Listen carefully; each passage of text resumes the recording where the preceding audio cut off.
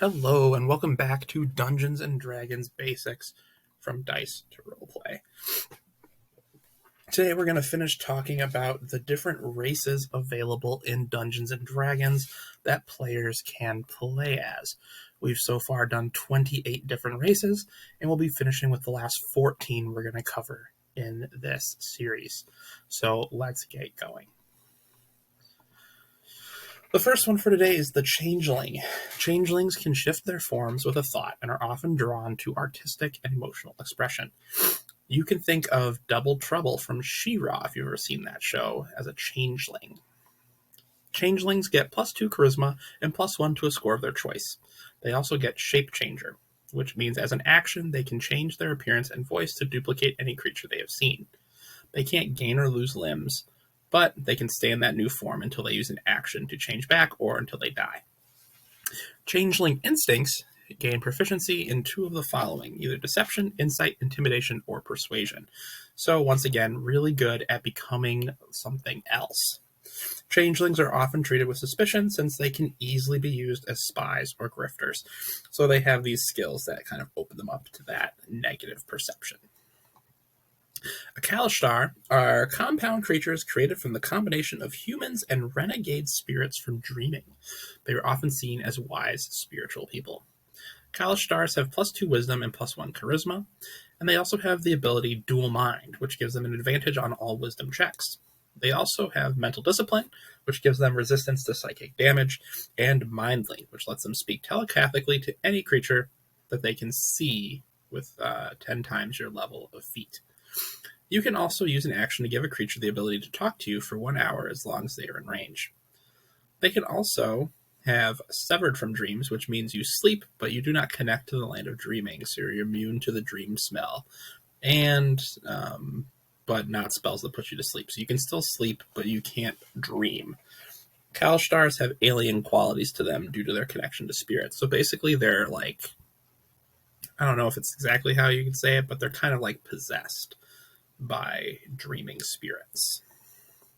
A shifter were the descendants of humans and lycanthropes and are humanoids with beast qualities. These are basically like humans who mated with like werewolves or werebears or whatever, and so they can enhance their beastly abilities for a short time. There are different types of shifters. There are Beasthide, which are bears, Longtooth, which are dogs, Swift Ride, which are cats, and Wild Hunt, which is like predators.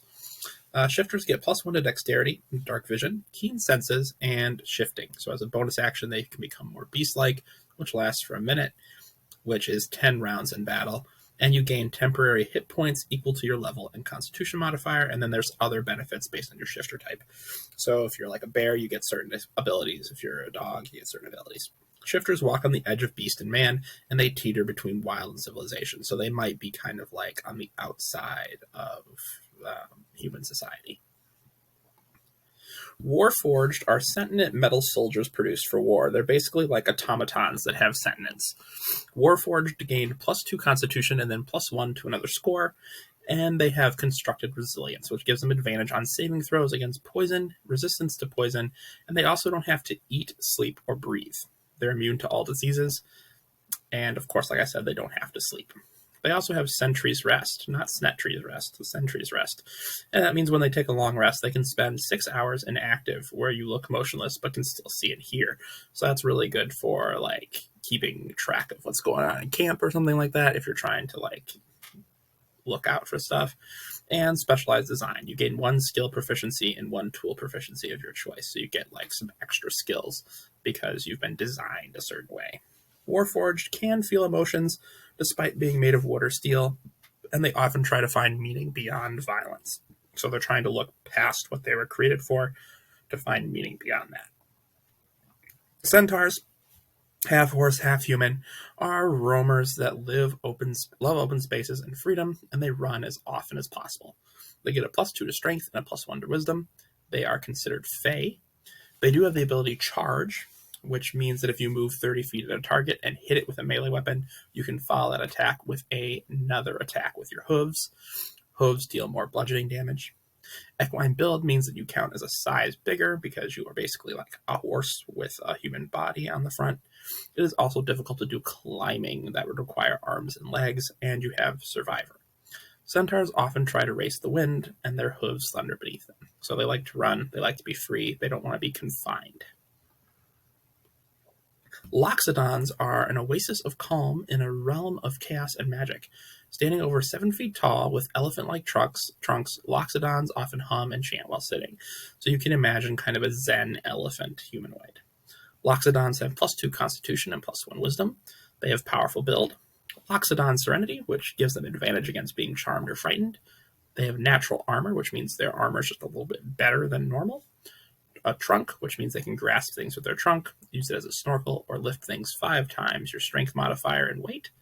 And keen smell, which means they have advantage on perception, survival, and investigation checks that deal with smelling. Loxodons often say wise men fear the sea in a storm, a night with no moon, and the anger of a gentle man. So they're usually kind of more peaceful, but they can unleash when they have to. Minotaurs are humanoids with bull heads, and they have horns that can be anywhere from 1 foot to 3 feet long, which is insane. Minotaurs have +2 strength and +1 constitution, and because of their horns, they can do piercing damage with unarmed strike. They have the ability Goring Rush, which means that after they use a dash action, they move at least 20 feet, you can make a melee attack with your horns. Hammering Horns, which means you can hit a target with a melee attack, you get a bonus action to push those enemies with your horns, and then they have to pass a strength saving throw, so you can push at the end of your attacks. And Imposing Presence, which means you're proficient in Intimidation or Persuasion, your choice. Probably Intimidation, though. Minotaur often ornament their horns with metal rings or sheath them with metal to avoid hurting others that they care about, but that's a personal choice. The Vidaken are tall, slender humanoids with blue skin, and they are often at least a head taller than humans. Vidaken get +2 intelligence and +1 wisdom. They have Vidaken Passion, which gives them advantage on intelligence, wisdom, and charisma saving throws. Tireless Precision, which means they're proficient in some of these skills: Arcana, History, Investigation, Medicine, Performance, or Sleight of Hand. And you are also proficient in 1 tool of choice. And you're partially amphibious, so they're kind of water-like, but not quite. Vidaken have dark, deep shades of blue and violet eyes, and their ears are not external, and their noses are flat, giving their heads an alien-like feel. So if you think like old-school Martians kind of stuff, that's what a Vidaken looks like. A Naga represents an enormous snake with shoulders, arms, and a torso. They slither about with their humanoid torso up and ready to fight. Naga get +2 Constitution, +1 Intelligence, and Speed Burst, which means as a bonus action they can increase their speed by 5 feet as long as their hands are free. They do have natural weapons, which means they can attack with their maw, meaning their bite, and their body. Their bite has a Constitution saving throw, and if they fail, they take poison damage. You can also constrict and deal bludgeoning damage. You also are immune to poison, and you have poison affinity, which means you get proficiency with the Poisoner's Kit, so they're really good with like poison assassinations. Naga adorn their torso with armor and jewels and always wear hoods to cover their faces because they don't want people to know that they're actually snakes. Alokaf are proud fish folk that have endured many past injustices. So these are kind of like your actual fish people, not like Tritons, which were not fish people. They're kind of more like mer people. Lokath have +2 strength and +1 dexterity, and they have natural armor, meaning their AC is a little bit higher than normal. They have observant and athletic, which means they have proficiency in athletics and perception. Leviathan Will, which gives them advantage on saving throws from being charmed, frightened, paralyzed, poisoned, stunned, and sleep, so they don't take a lot of those special conditions.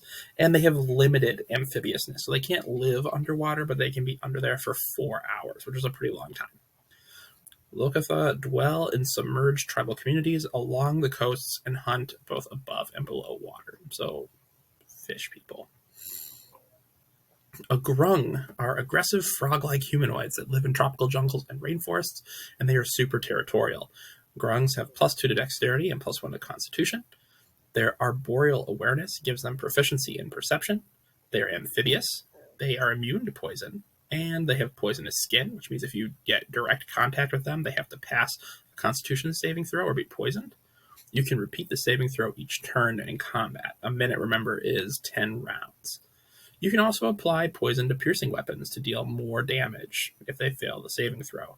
You have Standing Leap, which means you can jump way further than most creatures, and Water Dependency, which means you have to immerse yourself in water for at least 1 hour during the day, or you gain exhaustion.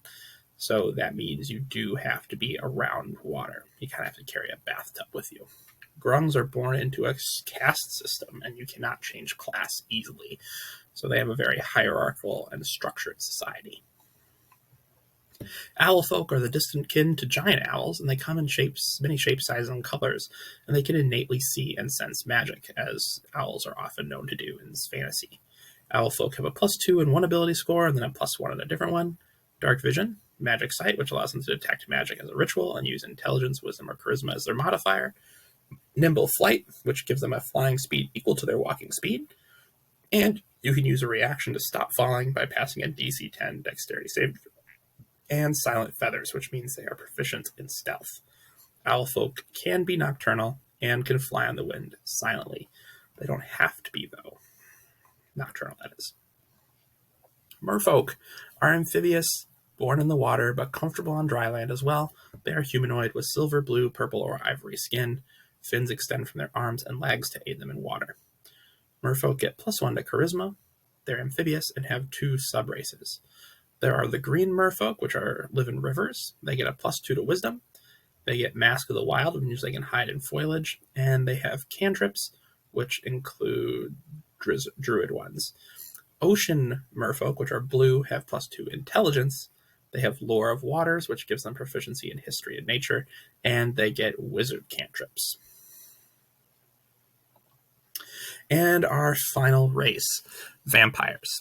They are associated with necromancy, and they exist by draining the life of other creatures, and they usually put their existence above all else, so you don't want to get in their way. Vampires get +2 to Charisma, +1 to Intelligence, Dark Vision, Vampiric Resistance, which means you resist necrotic damage, Bloodthirst, which means you can drain the life of a willing creature, or one that is grappled/incapacitated by making a melee attack. You deal 1 piercing damage and 1d6 necrotic damage when you do this. The target's HP maximum is reduced by the damage you do, and you regain that many hit points. If a target is reduced to 0 by this, they die automatically. So there's no saving throws then, you're just dead. And of course you get Feast of Blood, which means when you drain blood from a creature, you get 10 more feet of movement and gain advantage on strength and dexterity saving throws for 1 minute. They believe that the strong should take from the weak, so they are anti-Robin Hoods, and of course they suck blood. So you know all about that. Thank you so much for watching Dungeons & Dragons from Dice to Roleplay. Next time we'll move on and talk about classes instead of races, and we'll move on from there. Thanks again for learning about Dungeons & Dragons with us, and we'll see you next time. Bye.